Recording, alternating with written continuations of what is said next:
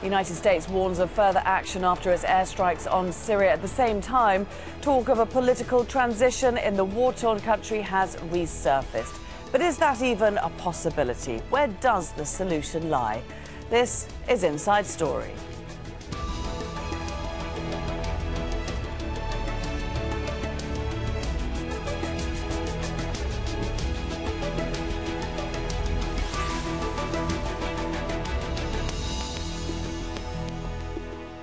Hello and welcome to the programme. I'm Laura Kyle.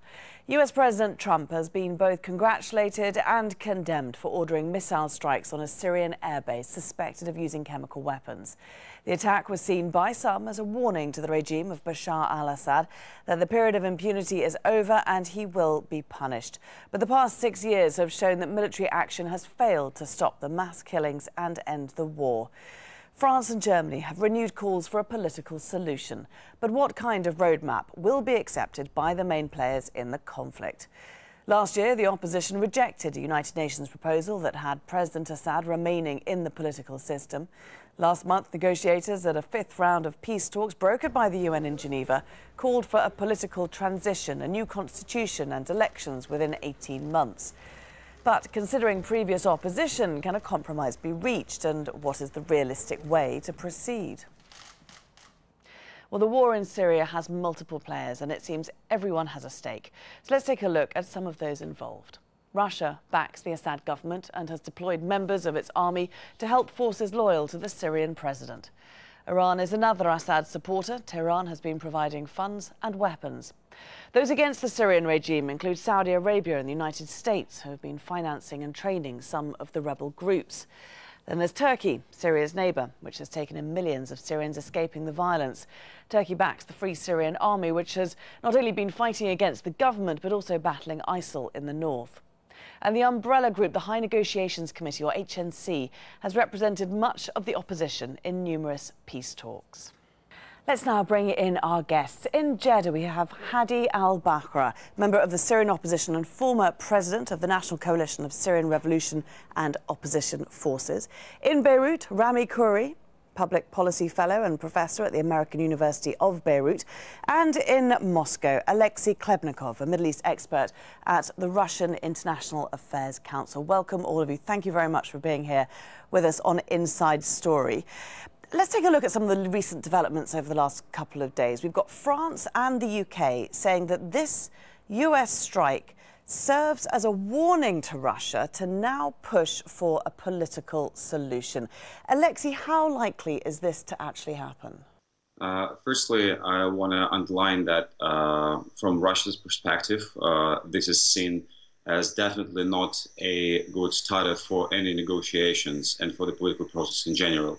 Firstly, because this US strike is largely perceived by the opposition and by the regional actors who are backing the opposition, like Turkey, Saudi Arabia, Qatar, as the US move, which is supposedly will give more backing to them. So basically now they will wait some continuation, some further pressure from the US side on Russia, on Iran. So it is unlikely that this will lead to any breakthrough or more constructive talks between Syrian opposition and Syrian government. Hadi, is that a view that's shared by you and the opposition generally? No, we see this action as a new set of rules which change the basics of the struggle in Syria. It shows that the US is coming back strongly to play a part in finding a solution to the crisis. We know the regime still will act resilient. It will increase its violence by using conventional warfares. But at the end, Russia has to rethink its policies and find a way to act positively and interact with the international community in a way to find out a real political solution for the crisis. Rami, from your position there in Beirut, you can see both sides, I'm sure. How does the US action potentially change the situation? Does it push for a political solution at the negotiation table? Or does it, as Russia says, undermine any political solution? Well, it probably doesn't do either of those things. The United States has been using military force directly or indirectly in the whole Middle East and the wider Middle East all the way into Afghanistan for about the last 35 years. And all we've seen in that period is greater chaos, greater warfare, greater refugees, more terrorism, and al-Qaeda and ISIS and movements like that being the fastest growing political segment in this whole region. So American militarism, like Russian militarism, like Iranian militarism, like Saudi or British or anybody externally who comes into an Arab country using military force has generally, with rare exception, created more chaos and more problems, retarded any political solution possibilities, and generated new forms of extremism and desperation. Now, this is probably just a one-time shot by the Americans, more really related to Trump's internal political standing and his need to show how tough he is and to differentiate himself from Obama. It's probably not the beginning of a long-term change in American policy. Interesting, though, Rami, if I just stay with you for a moment, looking at potential change in US policy, because we have seen something of a shift. At the beginning, Trump and the administration suggesting that Assad could perhaps be part of the solution. Now we're hearing very clearly that he couldn't be. Well, if you look at Trump's statements and actions on the Middle East in the last, say, 4 months, sort of before and when he won the election and afterwards, he has changed about every 2 weeks. It's quite incredible how dynamic and fluid his Middle East policies are, because he doesn't really have a Middle East policy. He doesn't have a Syria policy. He doesn't have an Iran policy. He only has domestic policies which are emotionally based, geared to a small constituent in the United States. So he will change these positions as he goes. His reaction to the chemical warfare, chemical weapons attacks was obviously quite sincere, as everybody was when we all saw those pictures. It was horrifying. And he reacted as a normal human being. But his conduct as an American president remains to be seen, whether it's part of a long-term policy or not. And this is one of the great challenges for everybody in the Middle East. Unlike, say, the Iranians, the Russians, and others, the Saudis, maybe even the Turks to some extent, we know they have long-term policies and they continue to pursue them. We don't really know what the American policy is, and this is not a moment, I think, when he is going to chart out a new long-term policy. Okay, but Alexei, does it not send a very clear message to Assad that he might not be in quite as strong a position as he and the Russians think that he is?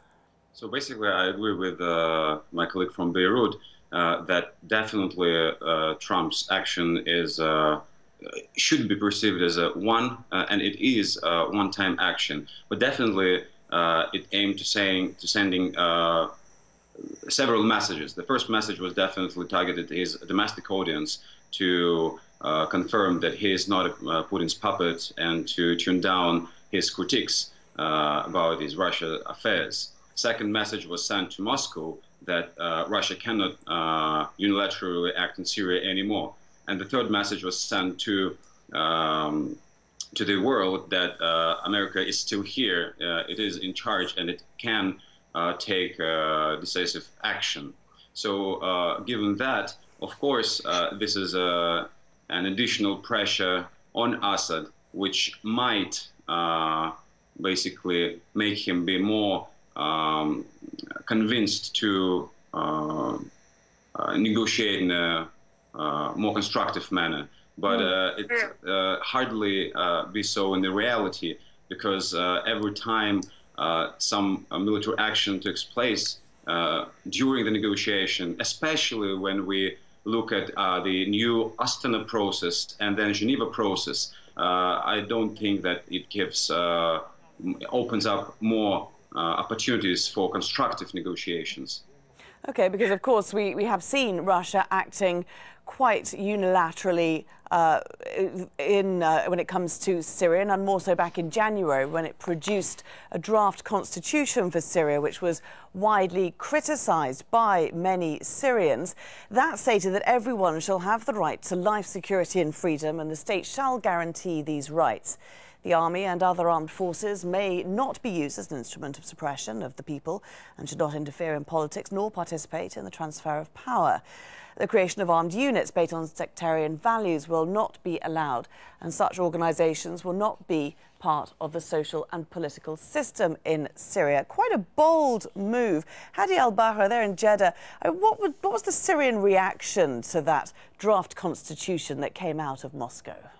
It was a real surprise that Russia would do this. As you know, the constitutions are written by the people in Syria. It shouldn't be interfered by any outside source. We have, as an opposition in Syria, many qualified people. We have 3 or 4 drafts that has been developed before.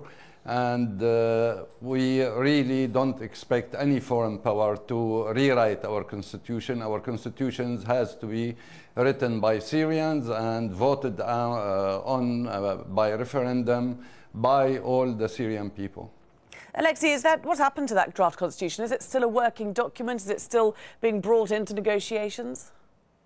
Well, let me first underline that Russia never pushed this draft resolution as this draft constitution as something which should be or must be adopted by the Syrians. So even official announcement put it as a starting point for negotiations. So if we look at any modern constitutions, draft constitutions, they're all basically deriving from one universal sort of set of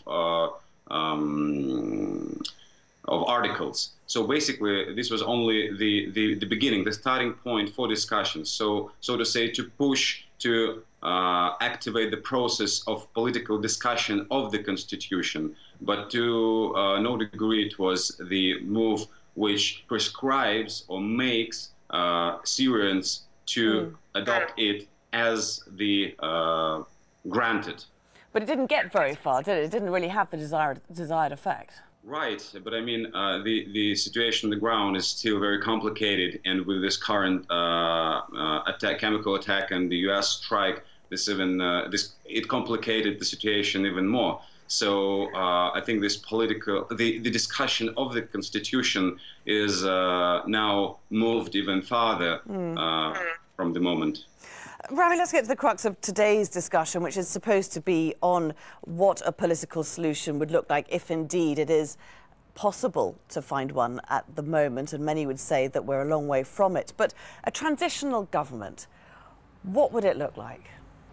Well, it's up to the Syrian people to decide that, and hopefully they'll have a chance to do so. The Syrian people are very talented, very reasonable, very cosmopolitan, very tolerant, very pluralistic. They have a tremendous modern and ancient history behind them. So if they are given an opportunity to shape their own governance system and their constitution, they shouldn't have any real problem doing it if they're left alone to do it. The problem now is that after these last 6 years of terrible warfare, ethnic cleansing, siege, bombing, starvation, chemical weapons, 11 million people displaced or refugees, there's been so much internal pain by Syrians against Syrians, as well as by external actors, that there's been huge fragmentation and polarization within the country. Something like 1 million people are living in other people's houses, incredible changes in population structure, and it's very difficult to put that Syria country back together as it was before. It's impossible to do it under the Assad regime. It's impossible to do it under any regime that's controlled by outside powers, whether they're American or Russian or Iranian or Saudi. So this is the huge, huge challenge facing the Syrian people. But we know that there has to be decentralization, there has to be more local control than central control, and there has to be strong commitment to a combination of transitional justice as well as equal rights for all people. The Syrian people would go for that, there's no doubt about it, and we know that from surveys and polling and studies that have been done among the refugees. The problem is that that day is not on the horizon. There's no sense that the Astana or the Geneva talks are anywhere near getting to a point where a real discussion about a transition to a new Syrian governance system can take place. And as long as the external powers from every direction are fueling the fighting more than, or directly engage in the fighting, as the Americans, Russians, Iranians, and others, and Turks are, there's no chance at all that there's going to be any serious discussion of a transitional government. And this is very distressing for the Syrian people above all, but also for the whole rest of the region. Hadi, do you share that view that at this point in time there's no real point in having this discussion about a transitional government because, as Rami says, it's not even on the horizon? We have to see reality. Reality is that the opposition is ready for a political resolution. We have dealt positively all through the preliminary talks with the representative of the UN. The core problem issue in the negotiation that still there is no real negotiation. There's no negotiation among the government party and the opposition. There are talks, consultation with the UN representative, but not real negotiation. We don't have a partner on the other side of the table who is seriously looking for a political resolution. We have still the Assad regime who is convinced still that he could achieve a military resolution, a military winning, and this is a dream he cannot achieve. It will prolong the crisis. It will destroy whatever left of Syria. So the core issue now is the international community, and mainly I talk about two countries, the US and Russia, ready to put the required pressure to move forward ahead with a real negotiation, achieving the aspirations of the Syrian people. Okay, if we look at the international community, Hadi, I mean, of course, one of the main obstacles to a political solution is the future of Assad. But what appetite is there now amongst the international members for Assad being part of the beginnings of the transition, at least? If we are serious about achieving a political resolution to the crisis, there would be enough pressure applied on Assad to leave power at the start of the transition period.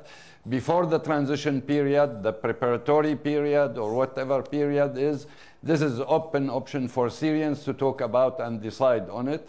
But for sure, as your guest said, Assad cannot establish stabilization and security in Syria. He cannot put back the country together. Assad cannot win peace in Syria.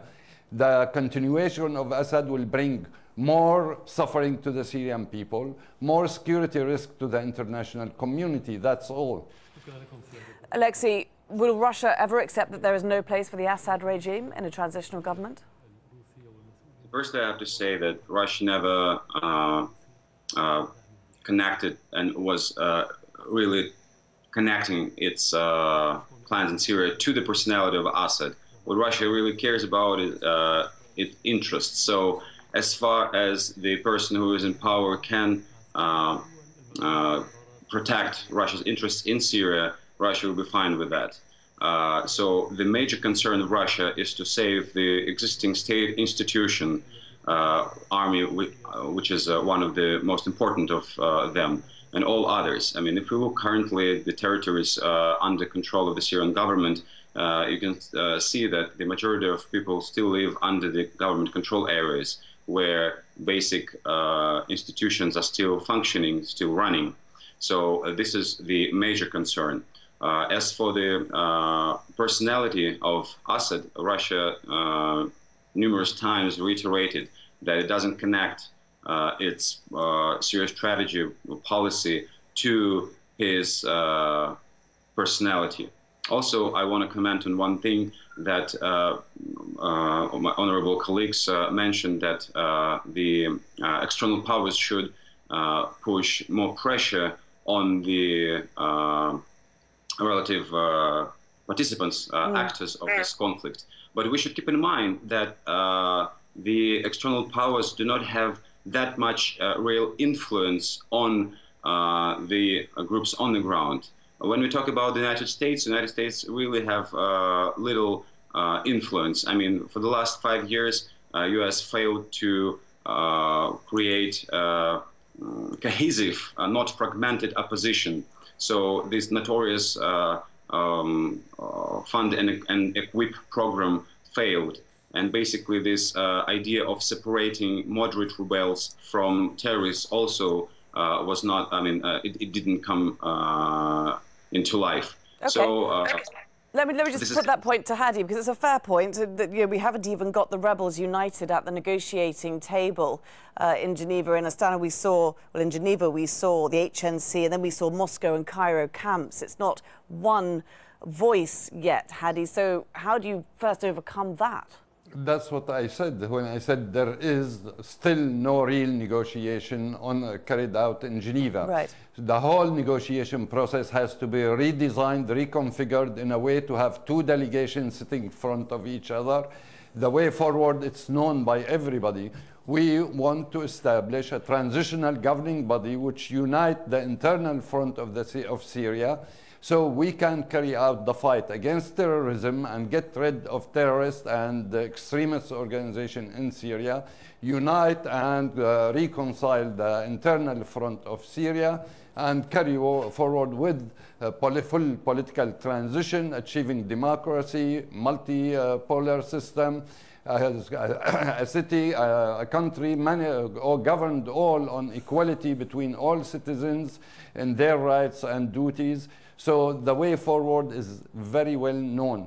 Even it's shared by the majority of the Syrians. The problem is we have one main external power, which is Iran, which has no interest of achieving any political resolution to the crisis. It wants the continuation of Assad alone in the regime. This is what they care about, because they built their relation with Syria, not with the people of Syria, but with one man who is the Assad, Bashar al-Assad. So they make obstacles. They try not to pressure on the regime, but also to push the regime toward a military solution instead of political solution. Rami, we've got Astana and Geneva, another round due at the beginning of next month, the beginning of May. Do you see a new negotiating framework happening? I think there's no real sign of that now. I think negotiations will continue because everybody, including the government in Syria, the rebels, the international parties involved, they all would like to have a ceasefire to stop the war, to have some humanitarian relief, and just to stabilize Syria. Everybody would like that to happen. So they'll keep talking about it. But the real negotiations are happening on the ground with the guns. And this is the unfortunate reality we have to live with. The other point I'd add is that if you look at the external players, it's really only the Russians, the Iranians, the Turks, and Hezbollah that have had a clear and consistent position on the ground. They know what they want to do, and they've been focused on doing it. The other external actors, the US, the Europeans, the Saudis, and others, have been all over the place, not really clear about what they want, shifting partners, shifting strategies. And this is why we have the situation now where Assad has strengthened his position, but only with this massive external support is he still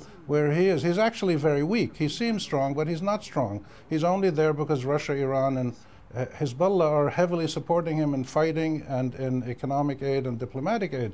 So we have a very brittle situation in Syria, and it's a situation where most people feel they just have to keep fighting until one of them gets an advantage. And of course, nobody's going to get an advantage because they're just going to keep destroying the country. So I sense that only really serious consensus by the external drivers of the warfare, if they can get together and find a minimum common ground that the internal parties in Syria can then agree on and formulate, can we ever hope to get any negotiation going seriously? But I don't think that's going to happen. And the last point quickly, I'd say a lot of the power in Syria now is held by people at the local community level. Some of them are decent local people who govern. Some of them are warlords. Some of them are criminals. Some of them are involved in a war economy and smuggling, and some of them are linked to the terrorist groups. So there's a huge fragmentation of power, sovereignty, and legitimacy, and effective control of services on the ground in Syria that is not in the hands of Assad or the opposition or the Russians or the Iranians. And this makes it even much more complicated. But the Syrian people will solve this themselves if they're given an opportunity to. They're very able, and they know what they want. Okay, on that positive note, we will end our discussion today. Thanks very much to all of our guests for joining us here. Hadi al-Bahra, Rami Khoury, and Alexei Klebnikov. And thank you too for watching. You can see the programme again anytime by visiting our website, that's aljazeera.com. And for further discussion, do go to our Facebook page, that's facebook.com/AJ Inside Story. You can also join the conversation on Twitter. There our handle is @AJ Inside Story. From me, Laura Kyle, and the whole team here, bye for now.